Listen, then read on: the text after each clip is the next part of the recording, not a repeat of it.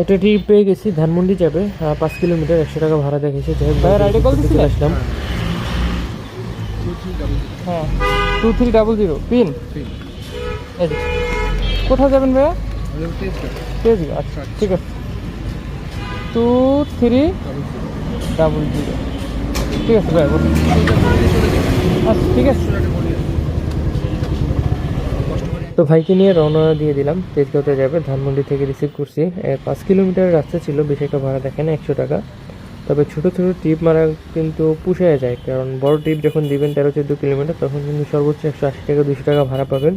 তো সেক্ষেত্রে 5 কিলোমিটারের পর যখন ট্রিপ দেবেন, তো সেক্ষেত্রে কিন্তু 20 টাকা করে পার কিলোমিটার পাওয়া যায়। যাই হোক, তেজগাঁও যাচ্ছি ভাইকে নিয়ে। এখানে নামিয়ে দিয়ে এখান থেকে আবার নতুন কোনো ট্রিপ নেব। আর আমি সারাদিনই আসলে ওভার অ্যাপটা ইউজ করে থাকি, ওভার অ্যাপটা আমার কাছে কমফোর্ট মনে হয়।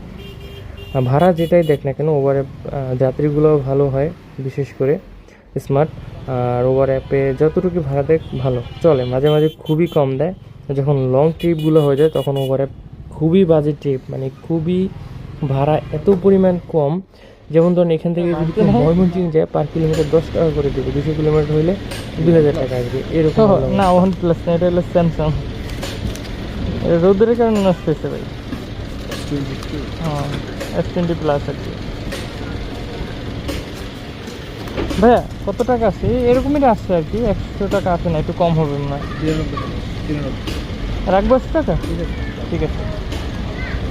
বেশিরভাগ সময় যদি 97 টাকা ভাড়া আসে বা 93 টাকা ভাড়া আসে, 100 টাকায় দিবে, বা 80 টাকা 90 টাকা আসলেও 100 টাকায় দেয়। ওভার অ্যাপে, বিশেষ করে ওভার অ্যাপের যাত্রীগুলো এরকমই হয়ে থাকে। যাই হোক, ভাইকে নামিয়ে দিলাম, নামিয়ে দিয়ে এখান থেকে চলে যাচ্ছি। এটা হলো তেজগাঁওর ভিতরে চলে আসছিল, তেজগাঁও এরিয়া। তো গাড়িতে তেল নাই, তেল নিতে হবে। তেলের অবস্থা তো জানেনি, তেলের যেই পরিমাণ সংকট। তেল মোটামুটি ঢাকা শহরে এখন মোটামুটি সব পাম্পই দিচ্ছে, কিন্তু সিরিয়ালটা এখনও আগের মতনই আছে, সিরিয়ালটা একেবারেই কমতেছে না। তেলের সংকটে কিন্তু রাইডারদের প্রচুর পরিমাণ ক্ষতি হয়ে গেছে, প্রচুর।